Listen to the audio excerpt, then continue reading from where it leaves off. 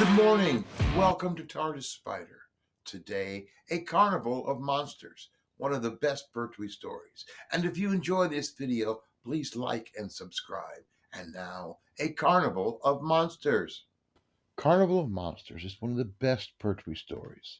Yet in a Doctor Who magazine poll, 2014, this story ranks 64th overall and behind other Pertwee classics such as Inferno, the Sea Devils, Spearhead from Space, the Daemons, the Three Doctors, the Time Warrior.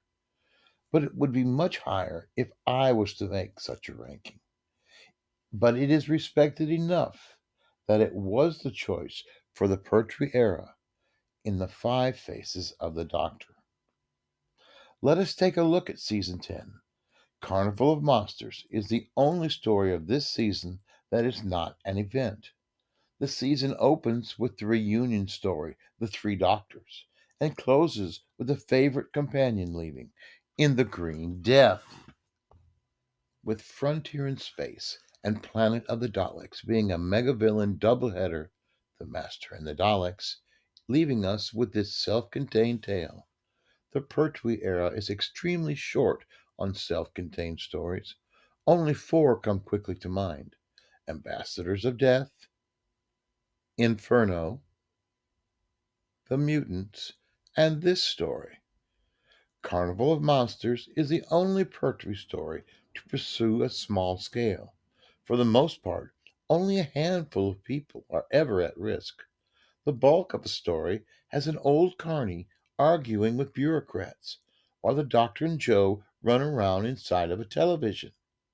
In a series that faces the end of everything one week or intergalactic war, this is a story that would seem almost threat free. But the value of small scale stories cannot be overstated. This is not a flaw or a criticism of sweeping epics, but the pattern of the show in the early years was to mix vast epics in with other stories.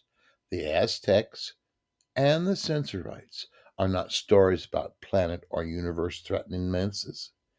Even Fury from the Deep is on a smaller scale than the other stories in this season. So, what we get is a story that engages the viewer and the viewer's world. Because Carnival of Monsters is about the act of watching television, a commentary on the act of passively watching spectacles. Spectacle.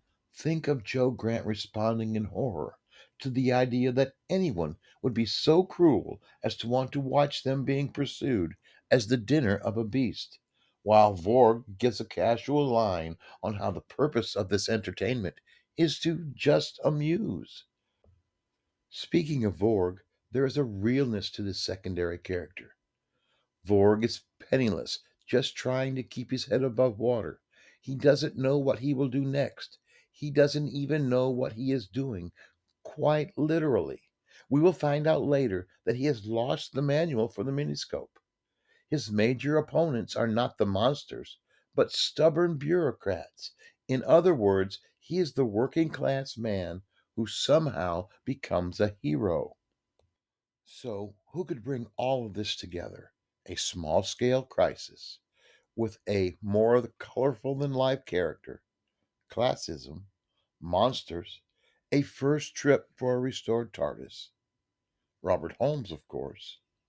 This is not the first nor the best script by Robert Holmes, but it is a classic.